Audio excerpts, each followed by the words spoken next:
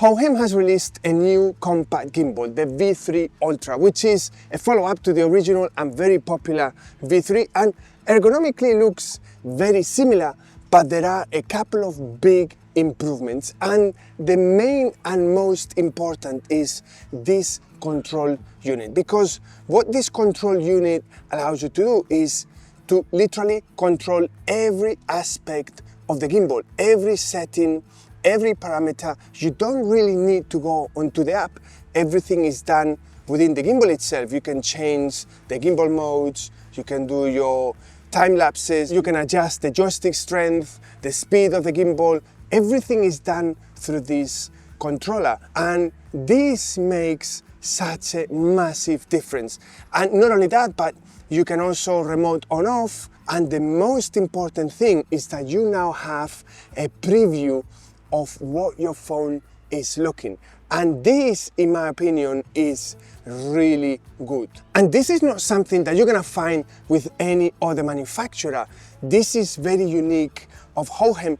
And what is great about this is that a lot of other gimbals offer integration with an Apple Watch, where you get a preview on the Apple Watch and you can control the recording to some extent. But not everybody has the luxury or the possibility to afford an Apple Watch. And having a controller like this is great for anyone that wants to do Apple vlogging. If you're a solo content creator, this is great because it's all really well integrated within the Hohem app, which, by the way, this is now a fully functional app. In the past, the Hohem app was, you could say, lacking compared to other apps, but they've done a lot of homework on that, and this is now a fully functional app that you can control anything and everything manually or on auto. This is an app that you can genuinely now use, and it comes with the gimbal itself. And one aspect that is going to take really good advantage of this is when it comes to time lapses, because a lot of the times you are going to be able to be right next to the gimbal, but there will be other times, for whatever reason, that you don't want to be right next to the gimbal. And now you can control everything remotely. You can move the gimbal, you can position it, you can set your in and out points. Everything is done through this remote control, and it just works so well. And the one area where the Hohem gimbals stand out over pretty much any other gimbal manufacturer is when it comes to tracking and the options that they give you.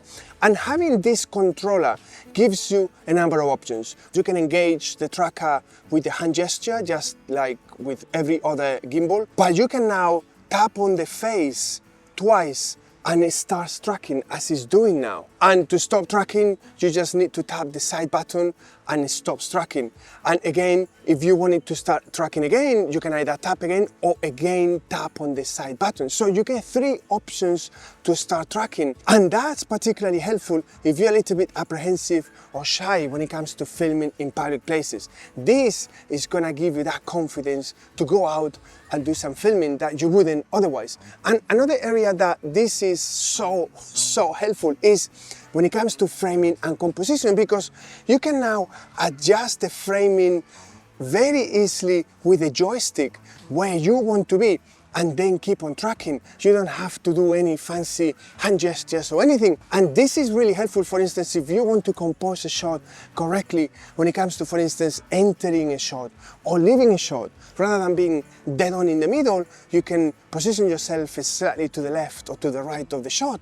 And when it comes to vlogging and filming yourself, having a controller like this is such a game changer, because you want to be using the rear lens of the phone. You don't want to be using the selfie lens. Up until now, if you turn the phone around, you can't see what you're doing. You know, you have to kind of guess based on your own experience the kind of shot that you're gonna be getting. But now you have a real-time preview of what your phone is looking at. And that is so helpful. Now, what you see here is the image that you get from the camera in the sensor. It's not the image that you get from the phone. So it's not quite 100% the same.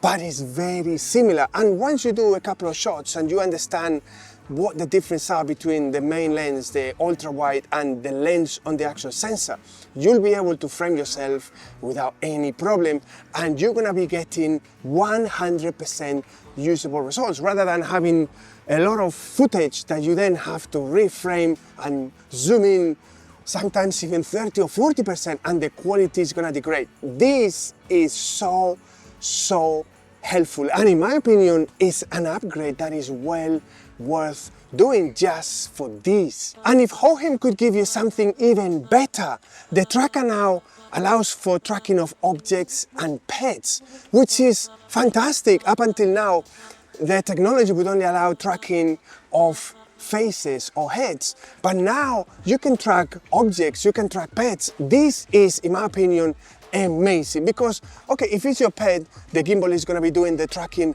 and that's it. But if you want to be mobile, you can just select an aspect and the gimbal is going to keep in that in the middle, so you can just concentrate on getting a really nice smooth walking without having to worry about, I need to keep that area dead on in the middle. And not only that, but the gimbal now allows for infinite 360-degree tracking. And this is great because in the past, you had a limit of around 330 degrees, which meant that depending on what it is that you're filming, you had to position the gimbal in a certain position or another because you would be hitting a limit. Whereas now you can just track and you don't have to worry about the gimbal hitting a limit. And this is great, for instance, if you are doing any type of solo filming or vlogging and you want to reveal what it is that you're filming and you want to just be walking around, the gimbal can now track you and it will just keep on doing it.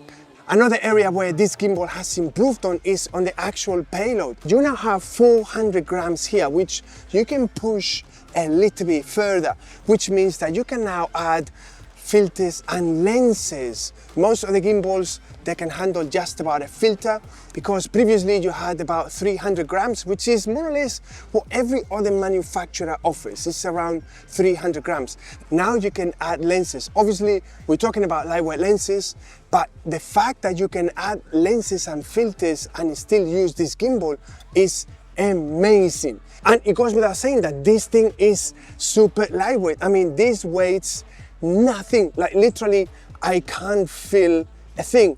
This is so great if you want, for instance, to do any travel filming, because rather than having to carry your Hohem M7, for instance, this is like the baby brother where you don't want to be carrying a big payload and you just want to have something very lightweight. And when it comes to vertical filming, this does it really good. I mean, at a flick of a button, you are on vertical and you can enjoy the 400 gram payload capacity. This is, in my opinion, fantastic for any kind of TikTok content or Instagram reels, and you still enjoy everything that was good on the original V3. The stabilization is really good. You have the built-in feet that are actually solid and reliable.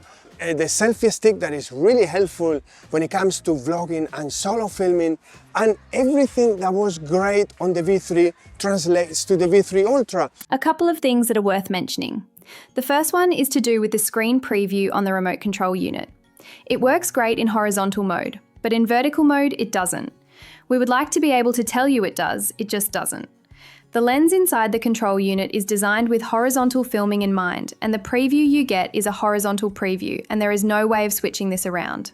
Another aspect is that if you lose or misplace the remote control, there is nothing you can do with the gimbal, and although you could technically use it through the app, it would be like missing a leg. Possible, but not ideal. And finally, it's to do with the payload and balancing. It's great that you get 400 grams, but we wish that there was a way to easily add counterweights to help compensate for any lens or filter that you use.